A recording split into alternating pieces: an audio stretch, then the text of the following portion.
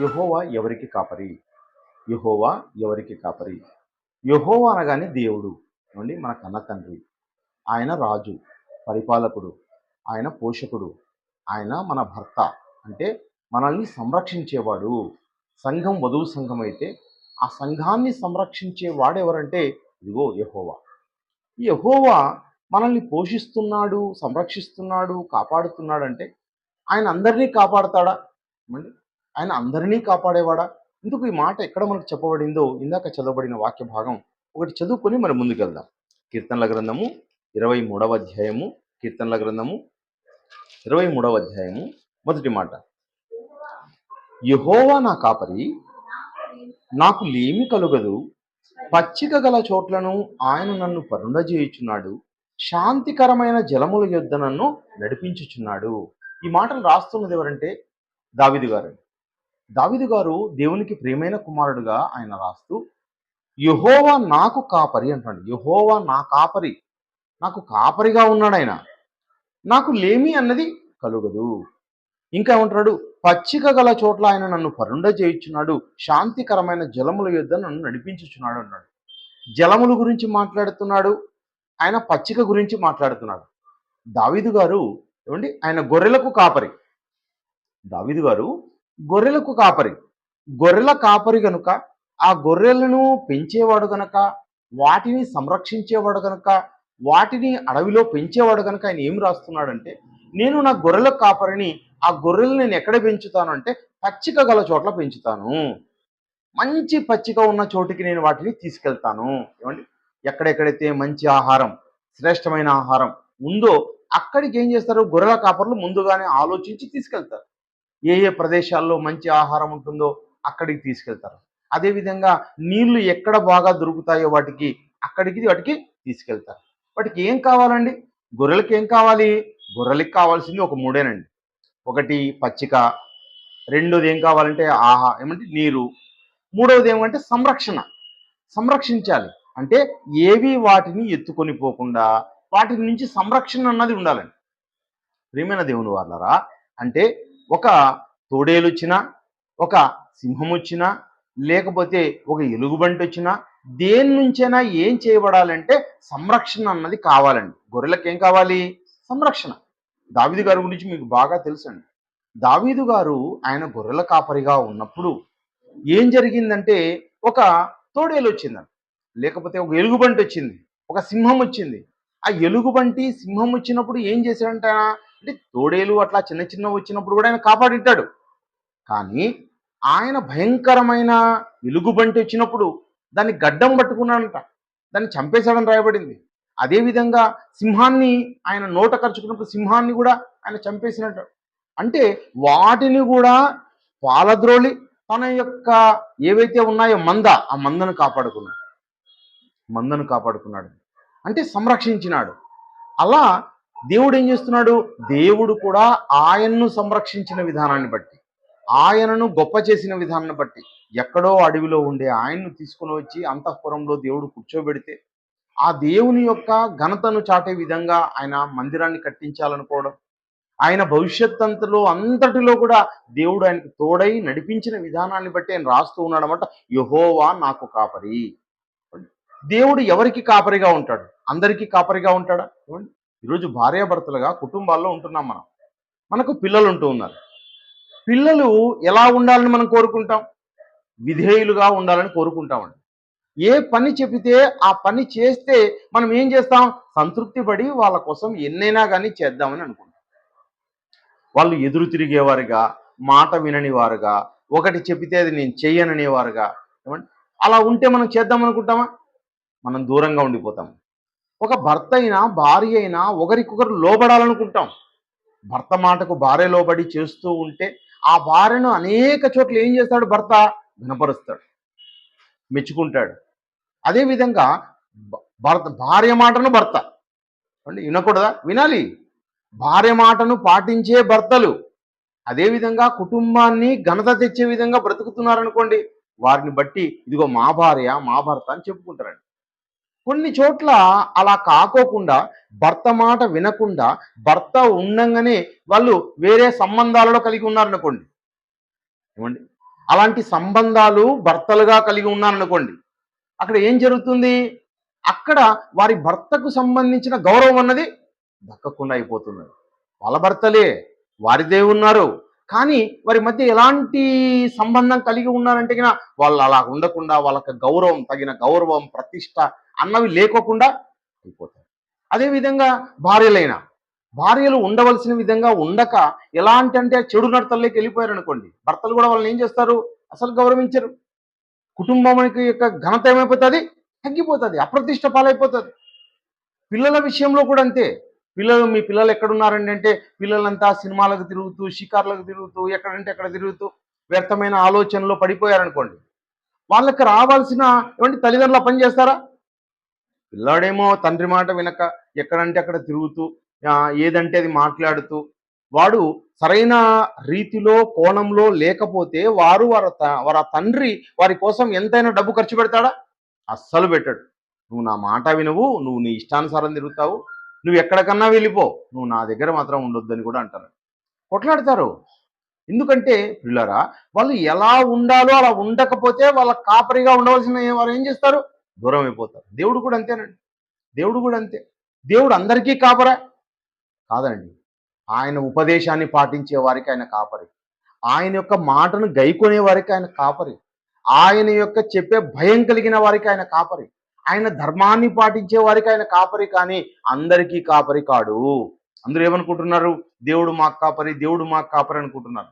వీరు కష్టపడి సంపాదించుకొని బ్రతుకుతున్నారే తప్ప ఆత్మీయ జీవితంలో ప్రతి మనుషులు ఏమైపోతున్నారు? పడిపోతూ ఉన్నారు. ఆత్మీయ స్థితి అన్నది దేవునికి చాలా ఉన్నతమైనది పిల్లరా. కావాల్సినది, దేవునికి కావాల్సింది ప్రధానమైనది ఏమంటే ఆత్మీయ స్థితి కావాలి. కీర్తనల గ్రంథం 19వ అధ్యాయంలో, కీర్తనల గ్రంథము 19వ అధ్యాయము కొన్ని హెచ్చరిక మాటలు మనం చూద్దాం పిల్లరా. హెచ్చరిక మాటలు చూసుకొని మనం ఏం చేద్దామంటే దేవునిలో గుణపరచబడదాం, దేవునిలో కట్టబడదాం. ఇది అందరి కోసం మాటలు. ఏమండి, ఎవరైనా నిలబడి ఉన్నారనుకుంటే నేను నిలబడ్డాను అనుకోవడానికి లేదు. ప్రతి మనిషి కూడా పడిపోయే అవకాశం ఉంది. అది ఎవరైనా కానీ ప్రపంచంలో, వాడు ప్రధానైనా కానీ, కాపరైనా కానీ, ఎవరైనా కానీ ఈ భూమి మీద. ఏమండి, దావీదు గారు కూడా ఒకసారి పడిపోయారు. ఆయన దావీదు స్థితి కూడా పడిపోయింది అనే సంగతి మరి బైబిల్ కూడా స్పష్టంగా చెప్తుంది పిల్లరా. కనుక జాగ్రత్తగా మనం మాటల్ని చూద్దాం. 19వ అధ్యాయం 8లో, యెహోవా ఉపదేశములు నిర్దోషమైనవి, అవి హృదయమును సంతోషపరచును. చూడండి, యెహోవా ఉపదేశాలు ఏం చేస్తాయంట? సంతోషపరుస్తాయండి. మీ హృదయాన్ని సంతోషపరిచేవి ఆయన మాటలు. పాటించడానికి కష్టంగా ఉంటాయి, కానీ హృదయాన్ని ఏం చేస్తాయి? సంతోషపరుస్తాయి. యెహోవా ఏర్పరిచిన ధర్మం నిర్మలమైనది, అది కన్నులకు వెలుగునిచ్చును. యెహోవా యందైన భయం పవిత్రమైనది, అది నిత్యము నిలుచును. యెహోవా న్యాయ విధులు సత్యమైనవి, అవి కేవలం న్యాయమైనవి. అంటే విధులు, ఆయన యందున్న భయం, ఆయన ఏర్పరిచిన ధర్మం, ఆయన చెప్పే ఉపదేశాలు ఏం చేస్తాయంటే నిన్ను అత్యున్నతమైన స్థితికి నడిపిస్తాయి.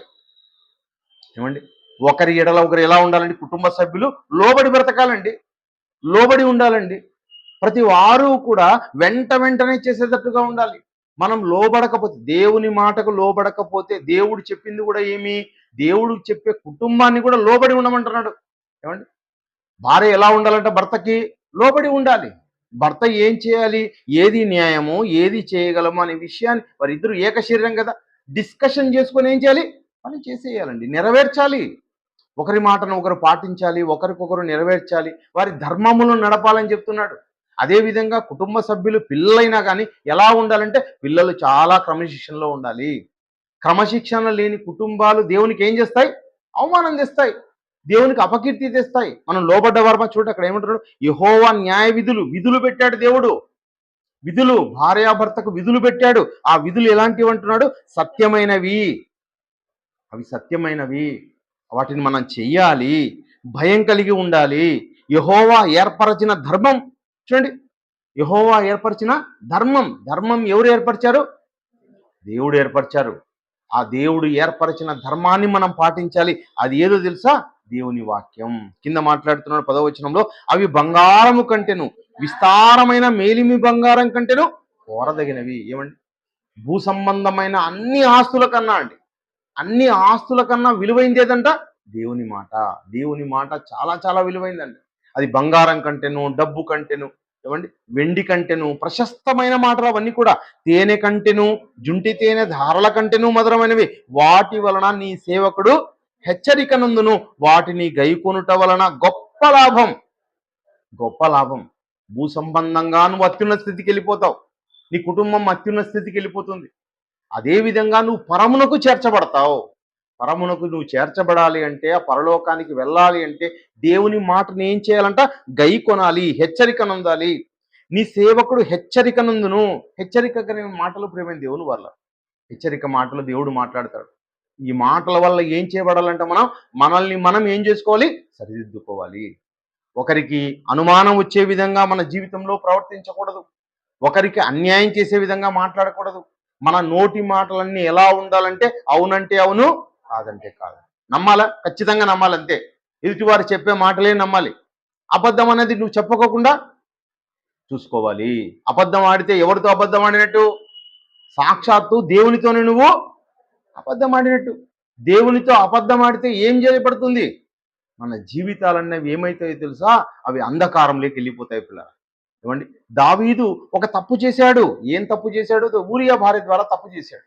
తప్పు చేసిన తర్వాత ఊరియాని కూడా చంపించాడు. ఇది ఎవరికి తెలియదులే అనుకున్నాడు. మరి నాతాను ప్రవక్త వచ్చాడు. నాతాను ప్రవక్త దేవుణ్ణి ఎరిగిన వాడుగా వచ్చి ఆయన ఏం చేశాడు? ఇదిగో దండించడం జరిగిందని. అలా దండించిన వెంటనే ఏం చేశాడు? ఇదిగో నేను తప్పు చేశాను. ఏమనుకు ముందేమనుకున్నాడు? ఇదిగో ఒకదానికి నేను 4 గింతలు ఇచ్చిస్తా అన్నాడు. అదేవిధంగా కుమారుని పోగొట్టుకున్నాడు. జీవిత కాలంలో ఆ తప్పు తప్ప ఇక ఏ తప్పు చేయలేదు. కానీ అతనికి అన్ని సమస్యలే. ఏమండి, కుటుంబం నిండా ఏమొచ్చాయి? సమస్యలు వచ్చాయి. ఈ భూమి మీద దేవుని ఎడల మనం ఏదైనా తప్పు చేస్తే మనం సమస్యల్లోకి వెళ్ళిపోతాం. మనమందరూ దేవుని ఎదుట ఉన్నాం. నీ హృదయమైనా మా హృదయమైనా మనందరి హృదయాలు ఎవరి ఎదుట ఉన్నాయి? దేవుని ఎదుట ఉన్నాయి. దేవుని ఎదుట మన హృదయాలు మన సహోదరుల పట్ల, మన సహోదరిమణుల పట్ల, మన ఎదుటి వారి పట్ల ఎలా ఉండాలి అంటే అది దేవుని లాంటి హృదయం. అంటే రాతి గుండె కాకుండా ఒక మాంసము గుండె కలిగి ఉండాలి తప్ప మనం రాతి గుండెలాగా మార్చుకున్నామంటే మన భవిష్యత్తు ఏమవుతుంది? అంధకారంలోకి వెళ్ళిపోతుంది. కనుక ప్రేమైన దేవుని వాళ్ళరా, దేవుని వాక్యాన్ని జాగ్రత్తగా పరిశీలించి మనం ఏం చేయాలంటే కీర్తనల గ్రంథం 24వ అధ్యాయంలో మాట్లాడుతున్నాడు. చూడండి, 24వ అధ్యాయంలో దేవుడు చక్కటి మాటలు చెప్తున్నాడని. ఎవరికి యెహోవా కాపరిగా ఉంటాడు? ఎవరి ఎడల దేవుడు కాపరిగా అంటే కాపరిగా ఉంటే ఏం జరుగుతుందండి?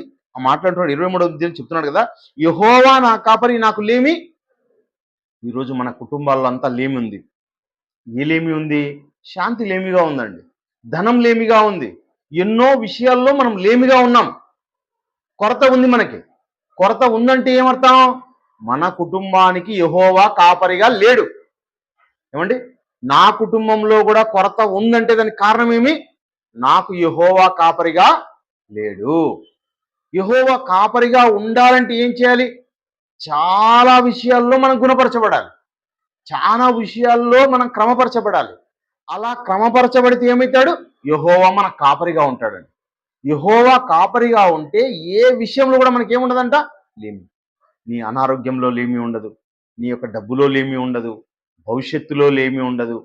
ఏ విషయాల్లో కూడా లేమి ఉండకూడదు అనుకుంటే ఏం చేయాలంటే యెహోవాను మనం అత్యున్నత స్థాయిలో మెప్పించాలి. మన దేవుణ్ణి మనం గణపరచాలి.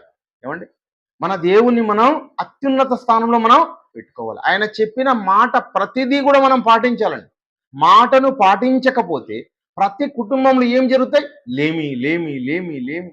అన్నిట్లోనే లేమే ఉంటుంది. అన్ని విషయాల్లో లేమిగా ఉండిపోతాం. కనుక దేవుడు ఏం చెప్తున్నట్టు 24వ అధ్యాయం 4వ మాట చూడండి, వ్యర్థమైన దాని యందు మనసు పెట్టకయో. అండర్లైన్ చేసుకోవాలండి. వ్యర్థమైనది ఏదో మనం గ్రహించాలి. ఏది నాకు అవసరమైంది, ఏది నాకు వ్యర్థం.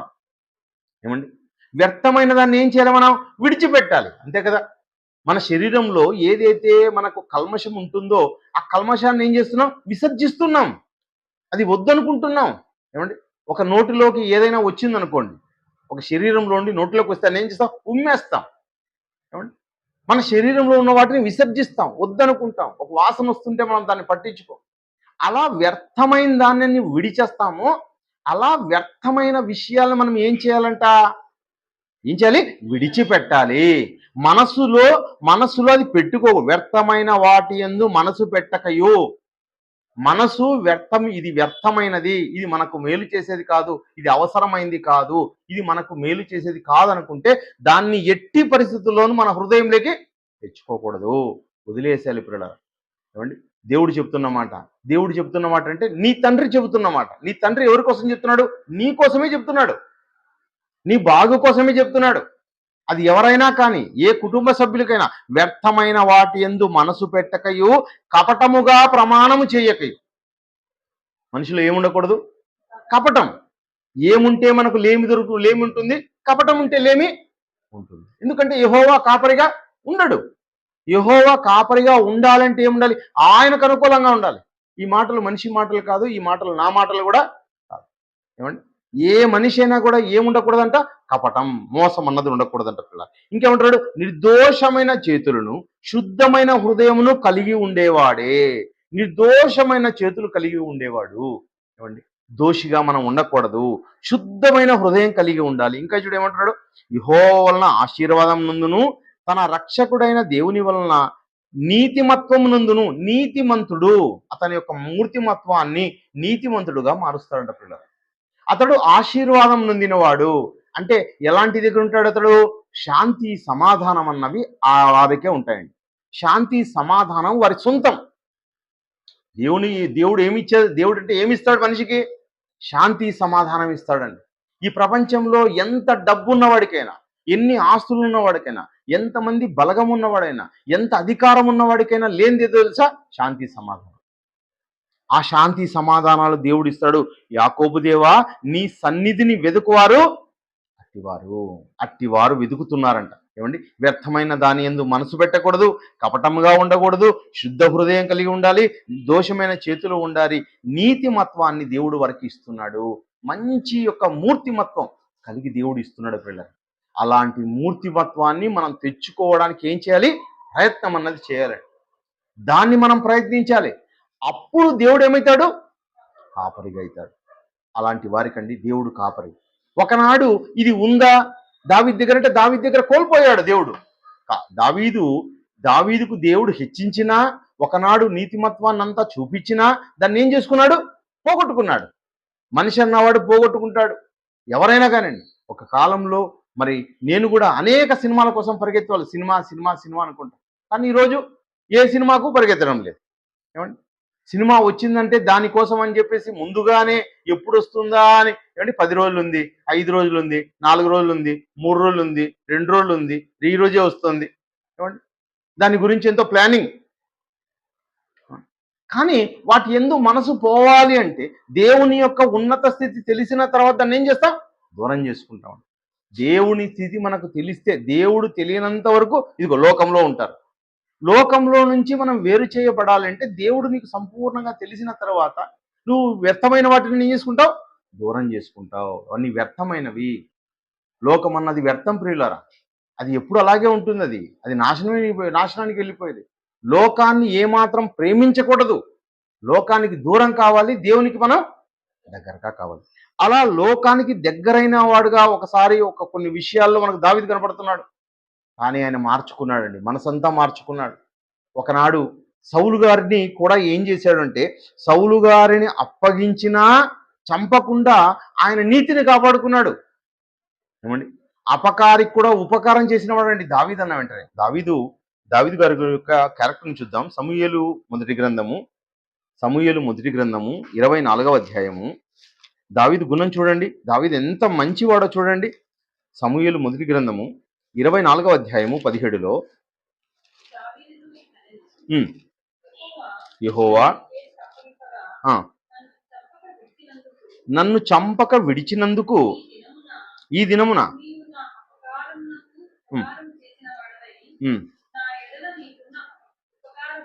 ఉపకార బుద్ధిని వెల్లడి చేసితివి కనుక నీవు నాకంటే నీతిపరుడు. అంటే సౌలు గారే చెప్తున్నాడండి. దావీదు నీతిపరుడు అని చెప్తున్నాడు.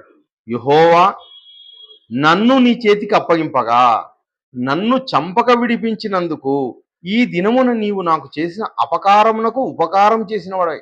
అపకారం చేసిన వాడికి ఉపకారం, పద్యాల్లో చదువుకుంటామండి. అపకారికి ఉపకారము నెపమెన్నక చేయువాడు నేర్పరి సుమతి అని చదువుకుంటాం. కానీ మనుషులు ఏం చేస్తారంటే ఉపకారికి కూడా అపకారం చేసే మనసు ఉంటుంది. ఉపకారికి కూడా ఏం చేస్తారంట, అపకారం చేస్తారు. మరి అపకారికి అపకారమే చేస్తారు. మనిషి అన్నవాడు అపకారికి అపకారం చేస్తాడు, ఉపకారికి అపకారం చేస్తాడు. కానీ ఎవరైతే నీతిపరుడు అని అంటున్నాడంటే ఇక్కడ ఆ నీతిపరుడుగా ఎవరు కనబడుతున్నాడంటే ఈ విషయం చూడండి అండి. మామైన సౌలు ఏం చేస్తున్నాడంట, చంపడానికి ప్రయత్నిస్తున్నాడంట. చంపేయాలి చంపేయాలి చంపేయాలి అంటుకుంటుండగా ఆయన్ని కూడా రక్షించే స్వభావం రావాలంటే ఇదిగోండి దైవ స్వభావం పిల్ల. ఈ స్వభావం వచ్చిన వారంటే దేవునికి చాలా ఇష్టం. దేవుడే అప్పగించాడు, కానీ ఏం చేస్తున్నాడు, దేవుని యొక్క నీతిని ఆయన పాటిస్తూ ఉన్నాడు. కాబట్టి ఇలాంటి మనసు కలిగిన వారంటే దేవునికి చాలా ఇష్టం. అలాంటి వారి పట్ల దేవుడు ఏం చూస్తాడంటే కృప చూపిస్తాడు. ప్రియమైన దేవుని వాళ్ళరా, మనము మన కుటుంబ సభ్యుల కోసం చేసే ప్రతి పని కూడా దేవుడు చూస్తాడండి. మనిషి ఎన్నవాడు ఏం చేయాలి, పని చేయాలి. తల్లి ఏం చేయాలి, పిల్లలకు వండి పెట్టాలి. వండి పెట్టకుండా ఉంటే ఏమండి, ఎవరు వండి పెడతారు? పక్కింటి వాళ్ళు వండి పెడతారా? ఎదురింట్లో వాళ్ళు వండి పెడతారా? ఏమండి, ఎవరైనా వచ్చి ఆహారాన్ని పంచి పెడతారు? చెప్పండి, ఆలోచించండి. అది మన బాధ్యత అండి. ఆహారం చేయడం అన్నది ఎవరి బాధ్యత? తల్లి బాధ్యత. మరి తండ్రి బాధ్యత ఏమి? పనికి వెళ్ళి సరుకులు తీసుకొని వచ్చి ఆహారానికి సిద్ధపరచాలైనా. మనం పని విషయంలో ఎలా ఉంటాం? అశ్రద్ధగా ఉంటాం. అశ్రద్ధగా ఉంటే కుటుంబం ఎలా ముందుకు సాగుతుందండి? మనం ముందుగానే అప్పులు చేసుకుంటాం. అప్పులు తీర్చాలంటే ఏం చేయాలి? పనికి వెళ్ళాలి. పనికి వెళ్ళి దాన్ని తీసుకొని వచ్చి ఏం చేయాలి? కొద్ది కొద్దిగా నిదానంగా తీరుస్తూ రావాలి. మనము చేసే విషయంలో ఏమో స్పీడ్కి వెళ్ళిపోతాం, అప్పేమో తొందరగా చేస్తాం. కానీ తీర్చడానికి ఏమవుతుంది? మనోహర్ గారు ఒక 2 లక్షలు చేశారనుకోండి, అది 3 అవుతుంది, 3 4 అవుతుంది. ఏమండి, కాదా? ఒకవేళ నేను చేస్తే ఒక 5 లక్షలు నేను తీసుకొస్తే అది 10 లక్షలు 20 లక్షలు కాదా? అయిపోతుంది. ఒక 20 లక్షల్ని తీర్చాలంటే ఒక 10 ఏళ్ళు సమయం పెట్టుకుంటే ఆ 10 ఏళ్ళ సమయం ఏం చేయాలి? కరెక్ట్గా ప్రతి నెల నెల నెల నెల ఈఎంఐ కడుతూ కడుతూ కడుతూ ఉంటే తగ్గుతూ వస్తుంది. అది కట్టకపోతే ఏమవుతుంది? 20 లక్షలు 40 అవుతుంది, 60 కూడా అయిపోతుంది. అది అది పెద్ద విషయం కాదు అది. కానీ దాన్ని ఎంత జాగ్రత్తగా తీర్చాలో చూడండి. ఏమండి, నువ్వు ఎంత పని చేస్తావో పని చేసి దాన్ని ఏం చేయాలి?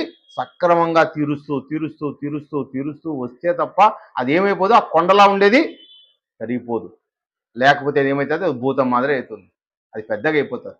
అలాంటి సమయంలో మనం పనికే వెళ్లకుండా అయిపోతే, పని చేయకుండా అయిపోతే ఏమైపోతాయండి? కుటుంబాలు ఏమైపోతాయి? ఒకరి పట్ల ఒకరు ఏమైపోతారు? ఒకరి పట్ల ఒకరు తగ్గిపోతా ఉంది అంటే కుటుంబంలో ఉన్న భార్య పిల్లలు ఆ కానీలేని సంతోషపడతారు.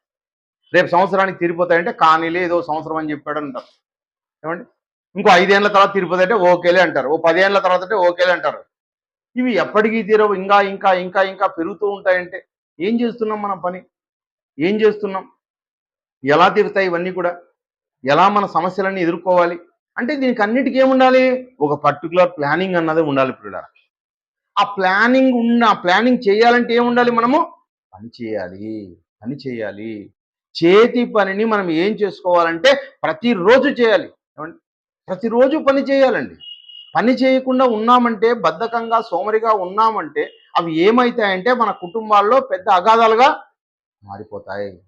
చేతి పనిని స్థిరపరచాలని దేవుని దగ్గర మొరపెట్టాలి. ఆ చేతి పని మీద శ్రద్ధ ఉండాలి. ప్రతిరోజు రాత్రి పడుకునే ముందే ఎంతకు నేను వెళ్ళిపోవాలి, నేను పనికి వెళ్ళే మీద శ్రద్ధ ఉండాలి. 90వ అధ్యాయం కీర్తన గ్రంథంలో చూడండి, యెహోవా ఎవరికి కాపరిగా ఉంటాడు అంటే ఆ చేతి పని మీద శ్రద్ధ కలిగిన వారికి వానికి కాపరిగా ఉంటాడండి దేవుడు. 90వ అధ్యాయం చివరి మాటలో 16వ మాట లేదా 17 చదవండి. మా దేవుడైన యెహోవా ప్రసన్నత మా మీద ఉండునుగాక, మా చేతి పనిని మాకు స్థిరపరచుము, మా చేతి పనిని స్థిరపరచుము. మా చేతి పని స్థిరంగా ఉండేటట్లు చేయ, మా చేతి పని మేము చేసేటట్టుగా చేయండి. మా హృదయం మాకు ఎలా ఉండాలి? మేము ఒక శుద్ధ హృదయం కలిగి ఉండడం, కపటం లేకుండా ఉండడం, ఎవరికి అన్యాయం చేయకపోవడం, ఏవి అవసరం ఏవి అనవసరం తెలుసుకొని అనవసరమైన వాటికంతా దూరంగా ఉండాలి. వ్యర్థమైన వాటిని మనం ఆలోచించకూడదు. వ్యర్థమైంది అది. వ్యర్థమైన దాన్ని మింది వేసుకుంటే ఏమవుతుందండి? చెడు అంతా తీసుకుని మింద వేసుకుంటామో చెప్పండి. చెడును గురించి మనం ఆలోచించకూడదండి. ఇది చెడు అని తెలిసిన తర్వాత చెడుని ఏం చేయాలి? మనం అసహించుకుంటాం. మనం అసహించుకోవాలి. ఏ మనిషి అయినా దాన్ని చెడుని ఏం చేయాలి? అసహించుకోవాల్సిందే. ఏమండి? చెడు అన్న వెంటనే మనం దూరంగా పెట్టేస్తామండి. కనుక ప్రియులారా, కుటుంబం చెడును దూరంగా ఉన్నప్పుడు మాత్రమే కుటుంబాలను ఏం చేస్తాయి? వర్ధిల్లుతాయి. ఏమండి? నీతిని ఏం చేయాలి? మన పిల్లలకు నేర్పాలి. నీతిని మన పిల్లలకు నేర్పాలి. ద్వితీయోపదేశకాండము కూర్చోండి. ద్వితీయోపదేశకాండము 4వ అధ్యాయం 9లో చూడండి, దేవుడు కాపరిగా ఉంటే ఆ కుటుంబం ఏం చేస్తుందంటే, ద్వితీయోపదేశకాండము 4వ అధ్యాయం 9లో, అయితే నీవు జాగ్రత్త పడుము, నీవు కనులారా చూచిన వాటిని మరువక ఉండునట్లు, ఆ మాటలు నీ జీవితకాలం అంతయు నీ హృదయములో నుండి తొలగిపోకుండానట్లు నీ మనస్సును బహుజాగ్రత్తగా, చూడండి, నీ మనస్సును బహుజాగ్రత్తగా కాపాడుకును. ఏవి విన్నావు? ఏ మాటలు వింటున్నావు? ఈ మాటలు అన్నవి నీ హృదయంలో నుండి తొలగిపోకూడదండి. ప్రతి మనిషి కూడా దేవుని మాటలు ఏ మాత్రం తొలగిపోకుండా చూసుకోవాలి. తొలగిపోకుండా ఉంటేనే అపవాది మాయలో పడ్డు. ఈ మాటలు తొలగిపోయినావనుకోండి, అపవాది మాయలో పడిపోతాం. ఈ మాటలు తొలగిపోకుంటే నువ్వేం చేస్తావంటే నీ పిల్లలకు నేర్పిస్తావు. ఇక్కడ అంటున్నాడు, నీ కుమారులకును నీ కుమారుల కుమారులను వాటిని నేర్పి. ఏమండి? దేవుడు నీకు కాపరిగా ఉంటే నువ్వేం చేస్తావు? ఒక అబ్రహాములాగా తరాలకు మరి ఏం చేస్తావు? దాన్ని నేర్పించుకుంటావు. నీ కుటుంబానికి నేర్పించుకుంటావు. నీ కుటుంబంలో ఉన్న పిల్లలకు కూడా వాటిని ఏం చేస్తావు? నేర్పిస్తావు. నీ హృదయంలోనే ఉండకపోతే నువ్వేం చేస్తావు? నువ్వు నేర్చుకోలేవు, నువ్వు పెట్టుకోలేవు, నీ పిల్లలకు పెట్టలేవు, నీ పిల్లలకు కూడా వాటిని నేర్పలేవు. యెహోవా ఎవరికి కాపరిగా ఉన్నాడు అంటే ఇలాంటి వాళ్ళకు యెహోవా కాపరిగా ఉన్నాడు. ఇలాంటి వారంటే దేవునికి చాలా ఇష్టం. వారు ఎలా ఉండంటున్నాడు? నీ మనస్సును బహుజాగ్రత్తగా కాపాడుకును, నీ హృదయంలో నుండి తొలగిపోకుండానట్లు. హృదయంలో నుంచి ఏ మాత్రము నీ మాటలు తొలగిపోకూడదు. ఏమండి? నేనైనా, మీరైనా, మనమందరైనా, ఏమండి, తెలిసిన సమాజంలో ఇలా ఉన్నాం. తెలియని సమాజం మధ్యలోకి వెళ్ళిపోయినాం అనుకోండి. తెలియని సమాజం మధ్యలోకి వెళ్ళిపోతే ఆ తెలియని సమాజం మనల్ని ఎవరు గుర్తించడం లేదు, ఎవరు కనపడటం లేదు ఇక్కడ. కాబట్టి వారి మధ్య మనం ఎలా అయినా ప్రవర్తించొచ్చులే అనుకున్నాం అనుకోండి, జారిపోతాం. ఏమండి? తెలిసిన సమాజం కనుక ఇలా ఉన్నాం. తెలియని సమాజం మధ్యలోకి వెళ్ళిపోతే, అది తెలిసిన సమాజమైనా తెలియని సమాజమైనా, మనం ఎవరు ఎదుట ఉన్నాం? దేవుని ఎదుట ఉన్నాం. మనం తప్పు చేసినా తప్పును ఏం చేసుకోవచ్చండి? రెక్టిఫై చేసుకోవాలి. ఇప్పుడు తప్పును సరిదిద్దుకోవాలి. దేవుడు ఎవరిని దూరం చేసుకోడు, అందరినీ ప్రేమిస్తాడు ఆయన. కానీ ఎవరిని ఎక్కువగా చూసుకుంటే ఎవరిని కాపాడతాడు దేవుడు? ఎవరిని కాపాడతాడు?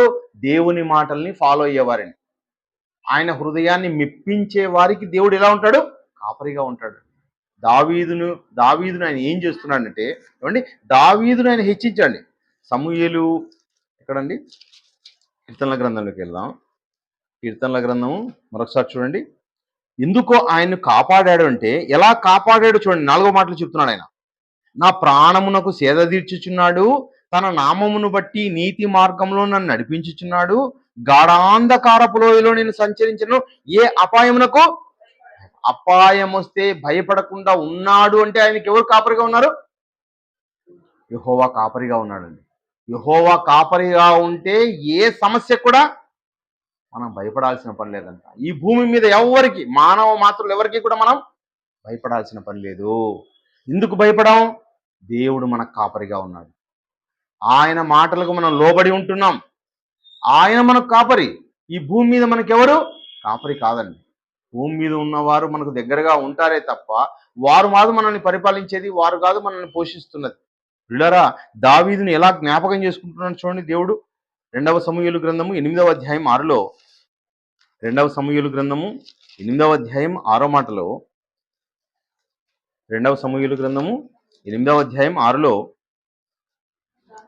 దమస్కు వశమునున్న సిరియా దేశమందు దండును ఉంచగా సిరియనులు దావీదునకు దాసులై కప్పము చెల్లించుచుండ్రి. అంటే ఏం చేశాడు దావీదు? ఏం చేశాడంట? సిరియనులు దమస్కులో ఉన్నవారు వాళ్ళ చేత కప్పం కట్టించుకుంటున్నారంట. వారందరూ ఏమైపోయారు? దాసులుగా మారిపోయారు, దాసులు అయిపోయారండి. అంటే దావీదు అన్న వెంటనే చుట్టూ ఉన్న దేశాలు ఏవైతే ఉన్నాయో అన్నీ కూడా ఏమైపోయాయంట? ఆయనకు దాస్యత్వం కిందికి వచ్చాయి. ఎక్కడో గొర్రెల దొడ్డిలో ఉన్నవాడండి. ఆయనకు అందరూ అలా దాసులు కావడానికి కారణం ఏంటంటే మాట్లాడుతున్నాడు, దావీదు ఎక్కడికి పోయినను యెహోవా అతనిని, ఎక్కడికి పోయినను ఏ యుద్ధానికి పోయినా, ఎవరి మీద యుద్ధానికి పోయినా ఎవరు కాపాడుతున్నారంట? దేవుడు కాపాడుతున్నాడు. బైబిల్లో ఎన్నో వచనాలు. ఎలా యుద్ధం చెయ్యాలో చెప్పింది ఎవరు? దేవుడు. నువ్వు గెలుస్తావా లేదా ముందుగా చెప్పింది ఎవరు? దేవుడు. అన్ని విషయాల్లో అత్యధికమైన విజయం ఇచ్చింది ఎవరు? దేవుడు. ఆ దేవుడు అందరినీ కాపాడతాడు, అందరినీ సంరక్షిస్తాడు. కానీ ఎలా ఉండాలంట? నీతి మార్గములోకి వచ్చిన తర్వాత నీతి మార్గాన్ని ఏ మాత్రం మనం తప్పకూడదండి. అపకారికి కూడా ఉపకారం చేసిన వాడండి దావీదు. అలా చేసినందుకు ఏం చేస్తున్నాడంటే, ఎక్కడికన్నా వెళ్ళు, దావీదు ఎక్కడికి వెళ్ళినా అత్యధికమైన విజయం ఆయనకి ఇస్తూ ఉన్నాడు. దావీదును జ్ఞాపకం చేసుకుంటున్నాడు దేవుడు. దావీదును ఎంతగా జ్ఞాపకం చేసుకున్నాడంటే ప్రియమైన దేవుని వాళ్ళరా, హిజ్కియా కాలానికి కూడా దావీదునే జ్ఞాపకం చేసుకుంటున్నాడు దేవుడు. ఏమండి, వేరే కాలానికి, దావీదు ఉన్న కాలంలో దావీదును జ్ఞాపకం చేసుకోవడం కాదు. చూడండి, అబ్రహాం విషయంలో కూడా అబ్రహాంను ఎప్పుడు జ్ఞాపకం చేసుకున్నాడు దేవుడు అంటే, ఏమండి, ఇశ్రాయేలు కాలంలో జ్ఞాపకం చేసుకుంటున్నాడు. ఐగుప్తులో ఉంటే జ్ఞాపకం చేసుకుంటున్నాడు, ఆయనకి ఇచ్చిన వాగ్దానం అని. వారు ఆహారం అడిగితే ఆయన్నే జ్ఞాపకం చేసుకుంటున్నాడు. అన్ని విషయాల్లో కూడా అబ్రహామునే జ్ఞాపకం చేసుకుంటున్నాడు. అలా దావీదును కూడా జ్ఞాపకం చేసుకుంటున్నాడు. రెండవ రాజుల గ్రంథము 20వ అధ్యాయం 6వ మాటలో, రెండవ రాజుల గ్రంథం 20వ అధ్యాయం 6వ మాటలో,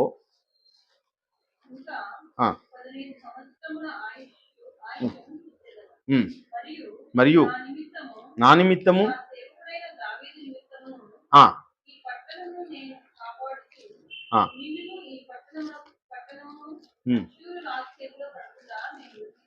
చూడండి, దావీదు అనే మాట అక్కడ చెబుతున్నాడు ప్రేమైన దేవుని వాళ్ళ. అంటే దావీదును జ్ఞాపకం, ఇంకను 15 సంవత్సరంలో ఆయుష్ నీకు ఇచ్చేదను, నీకు ఒక మరణకరమైన రోగం ఇచ్చాం. 20:6లో నీకు మరణకరమైన రోగం వస్తూ ఉన్నా ఆ రోగాన్ని నీకైతే తీసేస్తూ ఉన్నాను. అదే కాకుండా ఏమంటున్నాడంటే ఆయన, మరియు నా నిమిత్తమును నా సేవకుడైన దావీదు నిమిత్తమును ఈ పట్టణమును నేను కాపాడుచు. దావీదును జ్ఞాపకం చేసుకుంటున్నాడు పిల్లలు. దావీదును దేవుడు మరిచిపోవడం లేదు, మనుషులకి ఎప్పుడు జ్ఞాపకం చేస్తున్నాడు. దావీదు నిమిత్తం ఈ పట్టణం, యెరూషలేం పట్టణం కాపాడుతాను. దావీదు తరతరాలు పోయినా కూడా దావీదును జ్ఞాపకం చేసుకుంటున్నాడు. తరతరాలలో నిన్ను జ్ఞాపకం చేసుకునే విధంగా ఉండాలండి. నీ జన్మ ఎలా ఉండాలంటే, దేవుడు మళ్ళీ మళ్ళీ నిన్ను జ్ఞాపకం చేసుకునే విధంగా, ఒక మోషేను మళ్ళీ మళ్ళీ జ్ఞాపకం చేసుకునే విధంగా, ఒక ఏలియాను మరీ తరాలలో జ్ఞాపకం చేసుకునే విధంగా, ఒక యేసుక్రీస్తును మరీ మరీ జ్ఞాపకం చేసుకునే విధంగా మన జన్మ అన్నది అలా ఉంచుకోవాలి పిల్లలు. అందరూ విలువైన వారే. విలువైనదిగా మనం ఏం చేసుకోవాలంటే, దేవుని ఎదుట మన హృదయాన్ని ఏం చేసుకోవాలి? సరి చేసుకోవాలి. అలా సరి చేసుకున్నాడు కనుక దేవుడు ఏం చేస్తున్నాడు? జ్ఞాపకం చేసుకుంటున్నాడు. ఆయన నా హృదయంలో ఉద్దేశాలన్నీ ఏం చేశాడంట? నెరవేర్చాడు అని రాయించాడు. అంటే హృదయంలో ఉద్దేశాలన్నీ నెరవేర్చాడు. నా ఇష్టానుసారుడైన మనుష్యుడు అంటే దేవుడు చాలా ఇష్టమైన వాడు, ప్రియమైన వాడు అండి, బహుప్రియుడు. ఏమండి, అదేవిధంగా ఆయన కుమారుడైన సొలొమోన్ని కూడా దేవుడు చాలా ఇష్టపడ్డాడు. ఆయన ఉన్న కాలంలో ఆయన లాంటి ధనవంతులు ఎవరు లేరండి. నిజంగా పోల్చుకుంటే మరి సొలొమోనుకు ఉన్న ధనం, జ్ఞానం ఇప్పుడున్న వాళ్ళకు కూడా ఎవరికి కూడా లేదు. ఇప్పుడున్న వాళ్ళల్లో కూడా ధనవంతుడు, నిజమైన ధనవంతుడు ఎవరు? సొలొమోనే. అంత ధనవంతుడు ఆయన, అంత జ్ఞానవంతుడు. కాబట్టి ప్రేమైన దేవుణ్ణి ఇష్టపడే దేవుడిగిన మనల్ని మెచ్చుకున్నాడంటే, ఒక్కసారి దేవుడు మనకు కాపరైనాడంటే, ఒక్కసారి దేవుని యొక్క చేతులు లేక మనం వెళ్ళిపోయామంటే, దేవుడు ఎంత హెచ్చిస్తాడంటే నీకు ఏ విషయంలో కూడా లేమి ఉండదు. ఏమండి, మనం మనుషులు మెప్పించాల్సిన పని లేదు, మనుషుల వైపు చూడాల్సిన పని లేదు. మనం ఎవరి వైపు చూడాలంటే, నువ్వు దేవుని వైపు చూడాలి. వ్యర్థమైన వాటిని విడిచిపెట్టాలి, వ్యర్థమైన దానికి దూరంగా ఉండాలి. ఇది వ్యర్థం, ఇది నాశనం చేసేదని మనం తెలుసుకోవాలి ప్రేమ దేవుని వారు. నువ్వు కపటం లేని వాడు కాదు. దేవుడికి ఇష్టమైనది ఏమో తెలుసా? కపటం లేని మనసు అంటే దేవునికి చాలా ఇష్టం ప్రియుల. ఏమండి, యోహాను సువార్త 3వ అధ్యాయము, యోహాను సువార్త 1వ అధ్యాయం 47వ వచనం. యోహాను సువార్త 1వ అధ్యాయం 47వ వచనంలో యేసు, నతనీయేలు తన యొద్దకు వచ్చుట చూచి, ఇదిగో ఇతడు నిజముగా ఇశ్రాయేలీయుడు, ఇతని యందు ఏ కపటము లేదని అతని గూర్చి చెప్పాను. ఏమండి, ఒక మనిషిని చూసిన వెంటనే యేసుక్రీస్తుల వారు చెప్తున్నారంట, ఇతడు యందు ఏ కపటము లేదు అని. కపటము లేకపోతే ఎవరంటారు? ఇతడు ఇశ్రాయేలుడు. ఇశ్రాయేలుడు అనగా దేవుని పిల్లలు. ఎవరు దేవుని బిడ్డలు? కపటం లేనివారు, మోసం లేనివారు, ఒకరికి అన్యాయం చేయని వారు, ఎవరిది దోచుకొని వారు, ఏమండి, ఒకరికి ఏమండి అపకీర్తి తెచ్చేవారు కాదు, దేవునికి కీర్తి తెచ్చేవాళ్ళు దేవుని పిల్లరా. యేసుక్రీస్తు ద్వారానే ఒక సాక్ష్యం పొందుతున్నాడు నతనీయేలు. యేసుక్రీస్తు ద్వారా సాక్ష్యం పొందుతున్నాడు, ఇతని యందు ఏ కపటము లేదు అని. అంటే అలాంటి వారంటే దేవునికి చాలా ఇష్టం. వారు ఏమంటున్నారంటే వారికి ఆయన కాపరిగా ఉంటాడు. అంటే ఎవరికి కాపరిగా ఉంటాడు అంటే దేవుడు అలాంటి వారికి కాపరిగా ఉంటున్నాడు పిల్లలు. ఒకనాడు నోవాహు అండి, నోవాహును ఏం చేశాడు దేవుడు? దేవుడు ఈ తరముల్లో నీవే నీతిమంతుడువు. చూడండి, ఆ తరాన్నంతా చూస్తున్నాడు దేవుడు. దేవుడు అప్పుడు మాత్రమే చూసేవాడా? కాదండి, ఇప్పుడు కూడా చూస్తాడు దేవుడు. దేవుడు ఈ రోజును కూడా చూస్తాడు, ఈ కాలాన్ని కూడా చూస్తాడు. నువ్వు ఎలా కనబడాలి దేవుని ఎదుట? నువ్వు స్త్రీవైనా, పురుషుడవైనా, నువ్వు పెద్ద వయసు ఉన్నవాడివైనా, చిన్న వయసు ఉన్నవాడివైనా, దేవుణ్ణి మెప్పించే విధంగా మనం మన జీవిత కాలంలో నడుచుకోవాలి. ఏమండి, ఎందుకు రోజు వాక్యం వినాలి? ఎందుకు మనం దేవుని యుద్ధకు రావాలి? ఎందుకు దేవుని ప్రసన్నతను మనం అనుభవించాలి? ప్రతిరోజు ఉదయం అయితేనే దేవుని వాక్యాన్ని ఎందుకు చదువుకోవాలి? ప్రతిరోజు రాత్రి సమయంలో పడుకునే ముందు దేవుని వాక్యాన్ని ఎందుకు చదువుకోవాలి అంటే దేవునికి అది ఇష్టం కనుక. నీకు ఇష్టం కాదు, దేవునికి ఇష్టం. నువ్వు అలా ఉండడం దేవునికి చాలా ఇష్టం. ఆ ఇష్టాన్ని మనం నెరవేరిస్తే దేవునికి చాలా ఇష్టపడతాడండి. యేసుక్రీస్తుల వారు ఏం చేస్తున్నారంటే ఇదిగో ప్రార్థనలు చేస్తున్నారు, వాక్యం బోధిస్తున్నాడు ప్రతిరోజు అండి. ఇది కేవలం ఒకరోజు మాత్రమే ఆయన వాక్యాన్ని పట్టుకోలేదు, ప్రతిదినం అంతే కదా. ఆయన వెళ్ళి కూడా వాక్యాన్ని బోధిస్తున్నాడు. మన జీవిత కాలంలో అది దొరకడం లేదు మనకి. ఏమండి, ఆ రోజు ఉన్న కాలంలో ఆ సమయాల్లో ఏం చేస్తున్నంట, ఇతర సమీప గ్రామంలోను పట్టణంలోను ప్రకటించినట్లు వెళుదమరండి, ఇందు నిమిత్తమే కదా నేను ఈ లోకానికి వచ్చాను అంటున్నాడు ఆయన. కనుక ప్రేమైన దేవుని వాళ్ళరా, అలాంటి వారికి యెహోవా ఎవరుంటారు? కాపరిగా ఉంటాడు. పేతురు రాసిన 2వ పత్రిక, ఇందాక మనము ఎవరిని చూసాం? పేతురు రాసిన 2వ పత్రిక నోవాహుని చూసాం. నోవాహు విషయాన్ని చూద్దాము. పేతురు రాసిన 2వ పత్రిక 2వ అధ్యాయం 5లో పేతురు రాసిన 2వ పత్రిక, మరియు ఆయన పూర్వకాలమందున్న లోకమును విడిచిపెట్టక భక్తిహీనుల సమూహం మీదికి జలప్రళయమును రప్పించినప్పుడు నీతిని ప్రకటించిన నోవాహును మరి 7గురిని నీతిని ప్రకటించిన, చూడండి, యేసుక్రీస్తుల వారు ఏం చేశారంట, ఇతర సమీప గ్రామముల్లో పట్టణములో మరి ప్రకటించినట్లు వెళ్ళుదాం రండి. అంటే ఎవరికి కాపరిగా ఉంటాడు యెహోవా? ప్రకటించే వారికి కాపరిగా ఉంటాడు. నోవాహు ప్రకటించాడు కనుక, నీతిని ప్రకటించాడు కనుక, నీతిని చేశాడు కనుక, సువార్త ప్రకటించాడు కనుక యెహోవా ఆయనకి కాపరిగా ఉన్నాడు పిల్లలు. ప్రకటించాడు కనుక ఆయన ఏం చేశాడు? ఆయన్ను బట్టి ఆ కుటుంబాన్ని కూడా రక్షించాడు. ఆ కుటుంబ సభ్యులు కూడా ఓడగట్టడంలో, ఎన్నో జీవరాశుల్ని కాపాడడంలో. ఏమండి, ఇప్పుడు మనకి 84 లక్షల జీవరాశులు. కొన్ని జీవరాశులు ఏం చేస్తాయంట, కొన్ని జీవరాశుల్ని కాపాడుకుంటే వాటి ద్వారా కొత్త జీవరాశులు కూడా వస్తాయంట. ఏమండి, మనకు టైగర్ ఉంటుంది, అంటే మనకు గాడిద ఉంటుంది కదండి, గాడిద లేకపోతే గుర్రం, ఆ రెండుంటి కలయిక వల్ల కూడా కొత్త జీవులు వచ్చింటాయి, అంతే కదా. మామిడి పండ్లు ఉన్నాయి, ఎన్నో వస్తాయి. గతంలో మనకు కోళ్ళు ఇన్ని లేవు, కోళ్ళ జాతులు ఇన్ని లేవు. మనం ఏమండి బాయిలర్ కోళ్ళల్లోనే ఎన్నో జాతులు వచ్చింటాయి. కానీ నిజమైన జాతి ఒకదాన్ని కాపాడుకుంటే ఈ జాతులన్నీ వచ్చే అవకాశం, విత్తనాలు కొన్ని కాపాడితే వేరే విత్తనాలు కూడా వచ్చే అవకాశం. అంటే ఆయన కాలానికి కొన్నింటిని కాపాడాడు. అప్పుడు 84 లక్షల జీవరాశుల్ని కాపాడాల్సిన అవసరం నోవాహుకు లేదండి. దేవుడు ఎన్ని చెప్పాడో వాటిని జంటలుగా తెచ్చి ఏం చేశాడు? ఆ ఓడలో భద్రపరిచాడు. వాటికి కావలసిన ఆహారాన్నంతా సిద్ధపరిచాడు. చూడండి, దేవుని మాటకు లోబడిన నోవాహు అండి. అలా చేస్తే దేవునికి ఏమి చాలా ఇష్టం. ఆయన మాటకు లోబడినాడు, ఆయన కుటుంబం లోబడింది, ఆయన సువార్తను ప్రకటించాడు జీవితకాలంలో. కనుక ఏం చేశాడు ఆయన? ఆయనకి ఏమున్నాడు? యెహోవా కాపరిగా ఉండి ప్రచండమైన వర్షంలో అండి, ఎవ్వరు బతకరు భూమి మీద. అలాంటి వర్షంలో ఓడలో ఎవరిని ఎంతమంది రక్షించాలంటే అక్కడ చెబుతూ ఉన్నాడు, నీతిని ప్రకటించిన నోవాహును మరి 7 అనగా అంత మొత్తం ఎంతమంది? 8 మందిని కాపాడాడు. నోవాహు భార్య, నోవాహు యొక్క 3 పిల్లలు, 3 కోడళ్ళు, 3+3 6, వీళ్ళిద్దరు 8 మంది. 8 మందిని కూడా కాపాడుకోవడానికి ఏం చేశాడు ఆయన? సువార్త ప్రకటించాడు. సువార్త ప్రకటన ద్వారా మాత్రమే మనం కూడా మన కుటుంబాలను కాపాడుకోవచ్చు.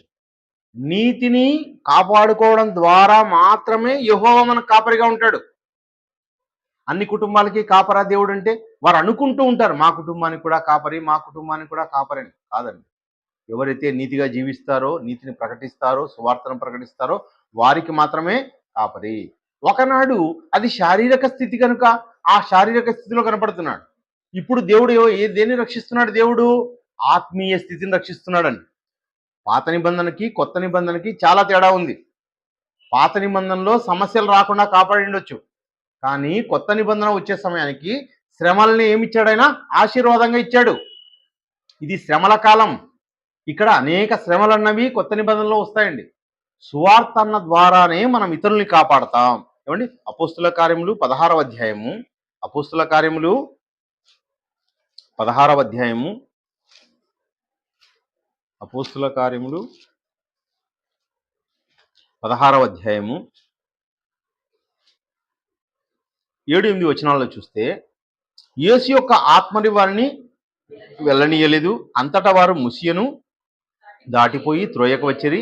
అప్పుడు మాసిదోనియా దేశస్థుడు ఒకడు నిలిచి, నీవు మాసిదోనియాకు వచ్చి మాకు సహాయము చేయమని తనను వేడుకొనుచున్నట్టు రాత్రి వేళ పౌలులకు దర్శనం కలిగెను. ఇక్కడ ఆసియా ప్రాంతానికి వెళ్లకుండా పౌలుకి ఏం చేస్తున్నాడంట? యేసు యొక్క ఆత్మ, పరిశుద్ధాత్మ ఆటంకపరుస్తున్నాడంట. ఆ ప్రాంతానికి వెళ్ళొద్దు, నువ్వు వేరే ప్రాంతానికి వెళ్ళు అని చెప్తుంటే, రాత్రి వేళలో ఒక దర్శనం కలిగి మాసిదోనియా ప్రాంతం వారు ఒకరు ఏం చేస్తున్నారంట? రాత్రి దర్శనంలో అయ్యా మాకు సహాయం చేయని అడుగుతున్నారు. మాసిదోనియా అనిగా ఏం చెప్పాము మనం? బెరయా, తెస్సలోనిక, అదే ఫిలిప్పి, ఈ 3 ప్రాంతాలను కలిపి ఏమంటారని చెప్పినాం? మాసిదోనియా. ఇలా కనబడిన తర్వాత ఆయన అతనికి ఆ దర్శనం కలిగినప్పుడు వారికి సువార్త ప్రకటించుటకు దేవుడు మమ్మల్ని పిలిచి ఉన్నాడని మేము నిశ్చయించుకొని వెంటనే మాసిదోనియాకు బయలుదేరుటకు, ఏమండి, వీళ్ళు సహాయం చేయమంటే ఏమి ఇచ్చగలుగుతున్నారంట? సువార్త. దేవుని వాక్యం అన్నది ప్రియులారా ఈరోజు ఈ ప్రపంచాన్ని కాపాడేది. ఈ ప్రపంచంలో ఉన్న మనుషులకి ఆత్మలు కాపాడేదండి. ఈ భూ సంబంధమైనవి ఏవి కూడా మనల్ని కాపాడవు. నీ ఉద్యోగం మనల్ని కాపాడదు, ఈ డబ్బు మనల్ని కాపాడదు. ఇవన్నీ కూడా తాత్కాలికమైనవండి. ఇవి మనకి ఏం చేస్తాయంటే మనము బాగున్నామని అనిపిస్తాయంతే. ఇవి మన ఉద్యోగమో, మన డబ్బో, మన అధికారమో, మన పలుకుబడో, ఇవి ఏవి మనల్ని రక్షించవు. భూ సంబంధమైన వంశావళిలో ఏవి మనల్ని రక్షించవు. మనల్ని రక్షించేది ఒకే ఒకటేది? సువార్త, దేవుని మాట. ఈ మాటలో నుంచి వైదొలక్కోకుండా దేవుని యందు భయభక్తులు కలిగి మనం బ్రతకాలి. మన పనులు మనం చేసుకోవాలి, మన ధర్మాలు మనం నడపాలి, మన కుటుంబాన్ని మనం పోషించాలి, మన కుటుంబాన్ని మనం సంరక్షించుకోవాలి. మనము దేవుని ఎదుట యోగ్యులుగా ఉండాలి. మనము ఇతర కుటుంబ సభ్యులకు ఏం చేయాలి? ఆదర్శవంతంగా ఉండాలి. ఇతరుల్ని నిన్ను చూసి వాళ్ళు నేర్చుకోవాలి. ఏమండి? ఇప్పుడు పౌలు గారిని చూసి నేర్చుకోవాలా? పౌలు గారు పడిపోవాలా? ఏమండి? పౌలు ఎలా ఉన్నాడు? ఈ లోక సంపద ఏమనుకుంటున్నాడంటేనా, పెంటతో సమానంగా నేను ఎంచుకొని ఉన్నాను, నా జీవితాన్ని క్రీస్తు కోసం అర్పించి ఉన్నాను, బ్రతుకుట క్రీస్తు, చావైతే నాకు లాభం. ఏమండి? నా పిల్లలకు ఆరోగ్యం బాగాలేకపోతే నేను బాగా తల్లడిల్లిపోతానా? ఏమంటారు క్రైస్తవులు? మా పిల్లలకు ఆరోగ్యం బాగాలేదు అన్నామంటే మేము అసలు కిందికి మిందికి అయిపోతాం. అంటే పౌలు గారు ఏమర్థమైనా నీకు? క్రీస్తు ఏమర్థమైనా నీకు? అసలు నువ్వు క్రైస్తవుడే కాదు. నీకు యెహోవా కాపరిగా ఉండాలంటే ఆయన మీద ఆనుకొని బ్రతకాలి. నువ్వు, నీ నోట కపటం ఉండకూడదు, నీ నోట మోసం ఉండకూడదు. నువ్వు ఎలా ఉండాలి అంటే దేవుని కోసం నీ హృదయాన్ని ఇవ్వాలి, నీ మనసు ఇవ్వాలి, వాక్యాన్ని నింపుకోవాలి, దేవుని కోసం బ్రతకాలి. దేవుడిని కాపరిగా ఉంటాడయ్యా. నువ్వు దేవుని మీద ఆధారపడు. ఏమంటే ఏమి జరిగినా దేవుడు ఉన్నాడు, నాకు ఏది చేసినా దేవుడున్నాడు, దేవుడున్న శ్రేష్టమైన లోకానికి మేము చేరతాం అని ఒక ధైర్యం, ఒక భరోసా ఇతరులకు నువ్వు కల్పించేవాడుగా ఉన్నాడు. నువ్వే నీరుగారిపోతే ఏమండి? మన కుటుంబాన్ని చూసి ఇతర కుటుంబ సభ్యులు ఏం చేయాలి? ఇదిగో బతుకు అంటే అదో మన మన వీధిలో ఈయన బతుకుతున్నాడే అదేరా బతుకు. ఈయన కుటుంబం బాగుందండి. ఈయన కుటుంబాన్ని బట్టి అంటే నీ కుటుంబాన్ని బట్టి 4 కుటుంబాల రక్షణలోనికి రావాలి. నిన్ను బట్టి రావాలండి. క్రీస్తును బట్టి అనేక మంది ఒక కాలంలో వచ్చారు. కానీ ఇప్పుడు ఎవరిని చూస్తున్నారు? క్రీస్తుని చూస్తున్నారా? మనుషుల్ని చూస్తున్నారా? మనుషులంతా మనుషుల్నే చూస్తున్నారు. క్రైస్తవులు కేవలం చెప్పేవారే కానీ వాళ్ళు అసలు పాటించరండి. క్రైస్తవుల బ్రతుకులు బాగోలేవండి. అందరూ అంటున్నారండి ఇది. కాబట్టి ఇప్పుడు ఎవరిని చూస్తున్నారు? నిన్ను, నన్ను, మనలను చూస్తున్నారు. ఏమండి? ఎవరైతే వాక్యం దగ్గరికి వెళ్ళొస్తున్నారో వాళ్ళు వాక్యానుసారంగా ఉన్నారా లేదా అని ఈ సమాజం అంతా చూస్తుందండి. నిన్ను 1000 కళ్ళు గమనిస్తున్నాయి. ఆ కళ్ళకంతా నువ్వు పరిశుద్ధుడుగా, నీతిమంతుడుగా, ఏమండి? నువ్వు వాళ్ళకు కనపడాలని చెప్పేది నేను. యెహోవా దృష్టికే నువ్వు నీతిమంతుడుగా కనపడాలి. దేవుని దృష్టిలో నీతిమంతుడుగా ఉన్నావు అంటే మనుషుల దృష్టిలో నువ్వు నీతిమంతుడుగానే కనబడతావు. ఏమండి? యేసుక్రీస్తు అంటున్నాడు నతనీయులని ఏమంటాడు? ఈయన ఎలా ఉన్నాడు? కపటం లేనివాడు. కపటం ఆయన ఎందు లేదంటున్నాడు పిల్లల. కనుక ఏమండి మనుషులందరిలో ఏ ఓటి కనిపిస్తాయి పిల్లల. కీర్తనల గ్రంథము ముగించుకుందాం. కీర్తనల గ్రంథంలోకి వెళ్దాం. ఎవరి గురించి అక్కడ మాట్లాడుతున్నాడో చూద్దామండి. మనుషులందరిలో ఏ ఓటి తప్పులు ఉన్నాయి. ఏమండి? అందరిలో తప్పులు ఉన్నాయి. నా బ్రతుకు కూడా చాలా సరి చేయబడింది. నేనందరూ సరి చేసుకున్నాం. మనమందరూ సరి చేసుకున్న వారమే. కానీ ఏ మాత్రము సరి చేసుకోవాల్సిన అవసరం లేని వ్యక్తి అండి. నీతిగా బతికిన వ్యక్తి, దేవుని ఎదుట నిష్కలంగా బతికినవాడు, ఆయనలో కపటం లేనివాడు. యేసుక్రీస్తు యొక్క నోట ఏం లేదంట? ఆయన నోట కపటము లేదు. ఆయన దేవుని కోసం బ్రతికాడు. అలాంటి నీతిమంతుని గురించి మనం ఒక విషయం ఆలోచించి మనం ముగించుకుందాం. 91వ అధ్యాయము కీర్తనల గ్రంథం 91వ అధ్యాయం 8వ మాటలో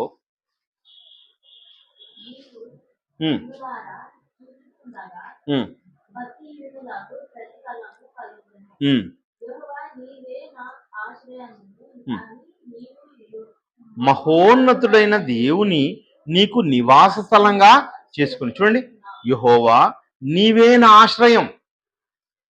యేసుక్రీస్తుల వారు ఎవరిని ఆశ్రయించారు? నీవే నా ఆశ్రయం అని నీవు మహోన్నతుడైన దేవుని నీకు నివాస స్థలంగా, ఏమండి దేవునికి నివాస స్థలంగా చేసుకున్నాడు యేసుక్రీస్తుల వారు. ఆయన హృదయంలో దేనికి కట్టలేదు నివాసం. ఒక ధనానికో, లేకపోతే ఒక ఆస్తికో, లేకపోతే తల్లిదండ్రులకో, బంధువులకో ఆయన ఏ మనిషికి తను తాను లోపరుచుకోలేదండి. ఏ మనిషిని కూడా గొప్పగా పెట్టుకోలేదు ఆయన హృదయంలో. అందరి దగ్గర ఉన్నాడే కానీ ఏ మనిషిని ఆయన ఉన్నత స్థానం ఎవరికి ఇచ్చాడంట? దేవునికి ఇచ్చాడండి. పై మాటలు చెప్తాడు, మహోన్నతుని చాటున నివసించువాడే సర్వశక్తిని నీడను విశ్రమించేవాడు. ఆయనే నాకు ఆశ్రయం, నా కోట, నేను నమ్ముకున్న దేవుడు. ఇవన్నీ యేసుక్రీస్తు గురించి చెప్పుతున్న మాటలు ప్రియమైన దేవుని వాళ్ళ. ఈ అధ్యాయం అంతా ఆయన గురించి చెప్పబడుతున్న మాటలే. అక్కడ అంటున్నాడు ఆయన ఏమంటే, నీవు మహోన్నతుడైన దేవుని నీకు నివాస స్థలంగా. కాబట్టి ఏమంట? నివాస స్థలంగా చేసుకున్నాడు. మనం దేనికి నివాస స్థలంగా ఉండాలంటే దేవునికి నివాస స్థలంగా ఉండాలి. అదే కదా దేవుడు కోరుతున్నది. నీ దేహంలో ఎవరిని నువ్వు నివసింపజేసుకోవాలి? దేవుణ్ణి. ఏ స్త్రీకి కానీ, ఏ పురుషునికి కానీ, ఏ పిల్లలకు కానీ దేనికి కూడా స్థానం ఇవ్వకూడదండి. దేవునికి నివాస స్థలంగా నీవు ఉండాలి. దేవుడు కోరుకుంటున్నది అదే. ప్రతి మనిషి అలా జీవించాలని కోరుకున్నాడు. దేనికైనా మనం స్థానం ఇచ్చామంటే మనం పడిపోయినామని అర్థం. యేసుక్రీస్తుల వారండి ఈ భూమి మీద దేవునికి స్థానం ఇచ్చినవాడు. హెబ్రీయులకు రాసిన పత్రికలో కూడా చూస్తాం. 3వ అధ్యాయం 6వ మాటలో ఉంటుంది. ఏమండి? అదేవిధంగా మోషే ఏమన్నంట? దేవునికి ఏమండి ఒకటి కట్టించాడని రాయబడి ఉంటుందండి. హెబ్రీయులకు రాసిన పత్రిక 3వ అధ్యాయం 6లో, కాబట్టి హెబ్రీయులకు రాసిన పత్రిక 3వ అధ్యాయం 6వ మాటలో, అయితే క్రీస్తు కుమారుడయ్యుండి ఆయనింటి మీద నమ్మకంగా ఉన్నాడు, ధైర్యమును నిరీక్షణ వలన ఉత్సాహమును తుదమట్టుకు స్థిరంగా చేపట్టినడలా మనమే ఆయన ఇల్లు. అంటే దేవునికి ఇల్లుగా కట్టుకున్నాడండి దేహాన్ని.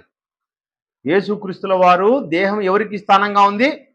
దేవునికి స్థానంగా ఉంది. ఆ మహోన్నతుడికి స్థానం ఇచ్చిన వాడుగా ఉంటున్నాడు. కనుకనే దేవుడు ఆయన్ని మహింపరిచాడు. 12వ వచనంలో, నీ పాదములకు రాయి తగలకుండా వారు నిన్ను ఎత్తి పట్టుకుందరు. ఏమండి, అపవాది చూపించండి ఈ మాటల్ని. అపవాది యేసుక్రీస్తుల వారికి ఈ మాటలు చూపిస్తున్నాడు. ఈ ప్రపంచంలో ప్రతి మనిషిని పడగొట్టడానికి అపవాది ఏదో ఒకటి చూపిస్తుంది. యేసుక్రీస్తుల వారిని శోధించిందా లేదా చూడండి. ఇదిగో రాళ్ళను రొట్టెలుగా చేసుకొని తిననింది.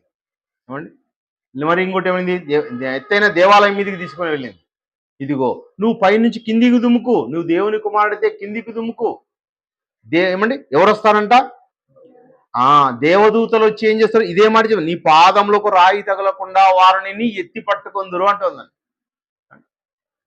అదే విధంగా లోకరాజ్య మహిమలన్నీ చూపించింది ఆయనకి. ఆయన్నే పడగొట్టిందంటే ఈ ప్రపంచంలో ఉన్న ప్రతి మనిషిని పడగొట్టడానికి అది ఏదో ఒక ప్లాను చేస్తూనే ఉంటుంది. అది ఎప్పుడు ఆపదు. అంటే పీక్ స్టేజ్ వరకు చేసి ఇక ఆయన లోబడ్డు అంటే అప్పుడు వెళ్ళిపోతుంది. ఎందుకంటే ఇతని దగ్గరే మనం సమయాన్నంతా వ్యర్థం చేసుకోకూడదు కదా. కాబట్టి అది వెళ్ళిపోతుంది. అది పీక్ స్టేజ్ వరకు చేస్తూ ఉన్నప్పుడు దాని యొక్క కనుసన్నల్లో నుండి మనం రక్షించుకోగలుగుతాం. ఎవరినైనా అది వదిలిపెట్టదండి. ఎందుకంటే వాడు వెళ్ళే పాతాళానికి మనుషులందరినీ ఈడ్చుకొని పోవాలనే దాని యొక్క ప్రయత్నం. యేసుక్రీస్తుల వారు దాని ప్రయత్నాలను ఏం చేశారు? తీసేశారు. కనుక ప్రియమైన దేవుని వారలారా, అలాంటి వారికి ఏముంటాడు? దేవుడు సహాయకుడుగా ఉంటాడు. 24వ అధ్యాయంలో ఇంకోసారి చూడండి, కీర్తనల గ్రంథం 24వ అధ్యాయంలో, కీర్తనల గ్రంథము 24వ అధ్యాయం ముగిస్తున్నాను. 24వ అధ్యాయంలో 7వ వచనం అంటున్నాడు, గుమ్మములారా మీ తలలు పైకెత్తుకొనిడి, మహిమ గల రాజు ప్రవేశించినట్లు పురాతనమైన తలుపులారా మిమ్మల్ని మీరు లేవనెత్తుకొనుడి. మీరు పురాతనులయ్యా, మీరందరూ కూడా. ఏమండి, ఇక్కడున్న చిన్నపిల్లలు మనం ఏమనుకుంటున్నాం? అదే ఇప్పుడే పుట్టారండి అనుకుంటున్నాం. స్నోవి ఏమండి 17 ఏళ్ళే 18 ఏళ్ళే అనుకుంటున్నాం. కాదు, మనమందరూ చాలా పురాతనలో, మనం భూమి పుట్టక ముందు ఉన్నవారం. మనలోనికి అపవాది ప్రవేశించి మనల్ని ఎక్కడికో తీసుకొని వెళ్ళాలనుకుంటుంది. ఈ పురాతనమైన మనం ఏం చేయాలంట? మన తలలు పైకెత్తుకోవాలంట. దేవుని వాక్యం కలిగి మన తలలు పైకెత్తుకుంటే మనలోనికి మన రక్షకుడైన మన తండ్రి మనలోకి వస్తాడండి.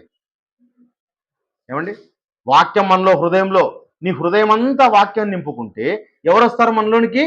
ఇదిగో తండ్రి వస్తాడు. తండ్రికి ప్రథమ ప్రాధాన్యత ఇస్తే అప్పుడు నీకేముంటాడు? ఆయన నీకు కాపరిగా ఉంటాడు. ఆయన కాపరిగా ఉన్నాడు అంటే నీకు ఏ విషయంలోనూ లేమన్నది ఉండదు పిల్ల. నీ తరతరాలు, నువ్వు ఈ తరాన్ని కాపాడుకున్నావు అంటే నీ 10 తరాలను 1000 తరాలను దేవుడు కాపాడుతాడు. నీ పట్ల కృప చూపిస్తాడు. దావీదుకు కృప చూపిన దేవుడు నీకు చూపించడా? చూపిస్తాడు. అబ్రహాము పట్ల కృప చూపిన దేవుడు నీ కృప చూపించడా? నీ మునిమన్నలను కాపాడడా? ఖచ్చితంగా కాపాడతాడు. నీ పిల్లలను కాపాడతాడు దేవుడు. దేవుణ్ణి అంతగా మెప్పించాలి మనం. అదే అంటున్నాడు, కిందంతా కూడా ఆ మాటలు చెప్తున్నాడు. మహిమ గల రాజు ప్రవేశించినట్లు, కింద 8వ మాటలో మహిమ గల ఈ రాజు ఎవడు? బలశౌర్యములు గల యెహోవా, యుద్ధశూరుడైన యెహోవా. ఎవరా రాజు? యెహోవానే. ఆయన అంటే సైన్యములకు అధిపతి అయిన యెహోవా. గుమ్మములారా మీ తలలు పైకెత్తుకొనిడి, పురాతనమైన తలుపులారా మహిమ గల రాజు ప్రవేశించినట్లు మిమ్మల్ని మీరు లేవనెత్తుకొనిడి. మహిమ గల ఈ రాజు ఎవడు? సైన్యములకు అధిపతి యెహోవా. ఆయనే ఈ మహిమ గల రాజు. ఆ రాజు నీలోకి రావాలంటే, ఏమండి, నిన్ను పరిపాలించాలంటే, నీ హృదయాన్ని పరిపాలించాలంటే, నీకు కాపరిగా ఉండాలంటే ఆయన్ను మెప్పించాలి. నువ్వు ఎప్పటి వారవు? ఇప్పటి వారవు కాదండి. నాకు 20 ఏళ్ళు 30 ఏళ్ళు అబద్ధం. నీకు వేల సంవత్సరాలు, కోట్ల సంవత్సరాలు. నువ్వు ఎలా ఉండాలి? నువ్వు దేవుని కుమారుడు, కుమార్తెవు.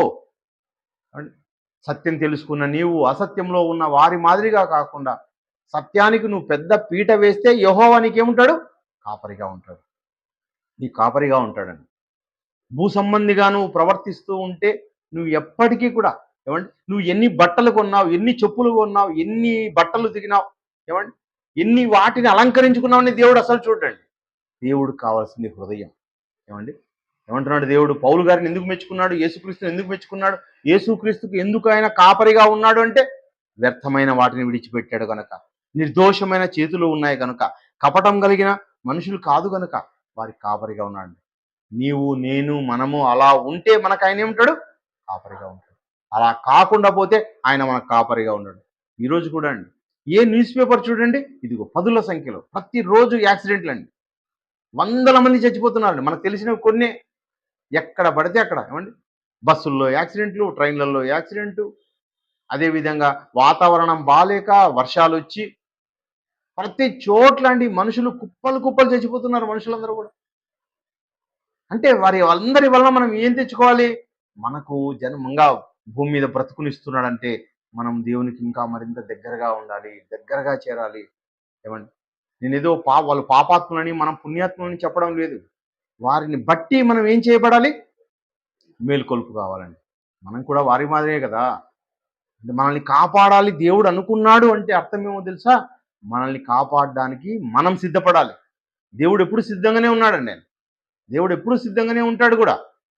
మనకు మనంగా మార్చుకుంటే, మనకు మనంగా ఉన్నతమైన వారంగా ఉంటే, ఆ దేవుణ్ణి ఇష్టపడే వారంగా ఉంటే, దేవుడు మనకు కాపరిగా ఉంటాడు. ప్రార్థన చేసుకోండి. దయగలిగిన మా తండ్రి, మీకు వందనాలు, స్తుతులు, స్తోత్రమైన తండ్రి. మీరు కాపరిగా ఉండాలని, మమ్మల్ని రక్షించాలని, మమ్మల్ని పోషించాలని, మాకు దేవుడుగా ఉండాలని, మా ఆత్మలు తండ్రి మీ ఎదుట నిష్కపటంగా ఉండాలని తండ్రి, మీరు మీ గ్రంథాన్ని రాయించి, మీ మాటలను మా కోసం ముద్రించి తండ్రి, మీరు తీసుకున్న శ్రమ, మీరు తీసుకున్న కష్టం, మీరు తీసుకున్న జాగ్రత్త, ఆ జాగ్రత్తను మరిచిన వారుగా తండ్రి మనుషులమైన మేమందరం ఉంటుండగా మీ కృప తండ్రి, మీ మా మధ్య నుంచి తండ్రి మీ విలువైన మాటలు తండ్రి మాకు నేర్చుకోవడానికి, అనుసరించడానికి ఇచ్చిన అవకాశాన్ని బట్టి వందనాలు చెల్లిస్తున్నాం తండ్రి. కుటుంబాలుగా ఉంటున్న మేము తండ్రి, మేము ఏ స్థితిలో అయినా సరే మీరు తండ్రి మేము పడిపోగలం. అలా పడిపోకుండా ఉండగాలి అంటే తండ్రి కేవలం మీ వాక్యం తండ్రి. మీ వాక్యం మాత్రమే తండ్రి మమ్మల్ని రక్షించేది. ఆ వాక్యం పట్ల తండ్రి శ్రద్ధాశక్తులు కలిగిన వారుగా తండ్రి మేము అనుదినము తండ్రి ఈ వాక్యాన్ని చదువుకుంటూ, నేర్చుకుంటూ, నెమరు వేస్తూ తండ్రి మరి ఎల్లప్పుడూ తండ్రి నీకు యోగ్యులుగా మేము బ్రతకడానికి సహాయం చేయమని ప్రార్థిస్తున్నాం తండ్రి. మా సంఘానికి ఇచ్చిన ప్రతి కుటుంబాన్ని బట్టి ప్రార్థిస్తున్నాం తండ్రి. ప్రతి కుటుంబ సభ్యులు నాయన మీ వాక్యాన్ని తండ్రి నెమరు వేస్తూ, నేర్చుకుంటూ తండ్రి మిమ్మల్ని మెప్పించేవారుగా తండ్రి ఉండడానికి సహాయం చేయండి. వారి కుటుంబాల్లో ఉన్న తండ్రి ప్రతి ఒక్క ఆటంకాన్ని తండ్రి వారు తీసివేయమని ప్రార్థిస్తున్నాము. ఏవైతే తండ్రి నీకు ఆయాసకరంగా, అయోగ్యంగా ఉన్నాయో వాటన్నీ తీసివేసి తండ్రి ఆ కుటుంబాలను యోగ్యమైన కుటుంబాలుగా, నీతికరమైన కుటుంబాలుగా తండ్రి మరి లేవనెత్తమని ప్రార్థిస్తున్నాం. పురాతనమైన గుమ్మాలు తండ్రి మేమందరం కూడా తండ్రి, మేమందరం కూడా ఇల్లు తండ్రి, మాకు గుమ్మాలు ఉన్నాయి, మా హృదయం అనేది ఉంది. ఆ హృదయం అనే తలుపునొద్ద తండ్రి మరి యేసుక్రీస్తు వారు తడుతున్నారు. అయినప్పటికీ తండ్రి ఆ తలుపు తెలియక తండ్రి అపవాదికి చోటిచ్చి తండ్రి మేము ఎన్నో అనేక సమస్యల్లో మా కుటుంబాలు ఉంటుండగా తండ్రి మీ వాక్యానికి తండ్రి మేము చోటిచ్చి మిమ్మల్ని మెప్పించే మంచి పిల్లలుగా తండ్రి మమ్మల్ని చేయమని ప్రార్థిస్తున్నాం తండ్రి. మిమ్మల్ని మా హృదయంలో ఉంచుకోవడం ద్వారా తండ్రి, రాజును ఉంచుకోవడం ద్వారా, పరిపాలకును ఉంచుకోవడం ద్వారా తండ్రి మాకు లేమి కలగదని తండ్రి మరి దావీదు ద్వారా మాకు చెప్పిస్తున్నారు తండ్రి. మరి ఆ దావీదు అనుసరించిన రీతిగా తండ్రి మేము కూడా నైనా మిమ్మల్ని మెప్పించి మా జీవితాల్లో ఎలాంటి చిన్న పొరపాట్లు లేకుండా తండ్రి మేము నీకోసం తండ్రి నీతిమంతులుగా, మాకు తండ్రి అవమానం చేసిన వారిని కూడా మేము ప్రేమించేవారుగా తండ్రి, మమ్మల్ని తండ్రి అపకీర్తికి పంపించే వారికి కూడా తండ్రి వారి కీర్తి ఇచ్చే విధంగా మేము బ్రతకడానికి సహాయం చేయమని ప్రార్థిస్తున్నాం తండ్రి. మేము తండ్రి నీతిమంతులుగా ఉండి మిమ్మల్ని మెప్పించి మీరున్న ఉన్నతమైన శ్రేష్టమైన లోకం చేరే భాగ్యం మాకు దయచేయమని ప్రార్థిస్తూ, అర్థిస్తూ, సమస్త ఘనత మహిమను మీకు ఆరోపిస్తూ క్రీస్తు నామములో ప్రార్థిస్తున్నాం తండ్రి. ఆమేన్.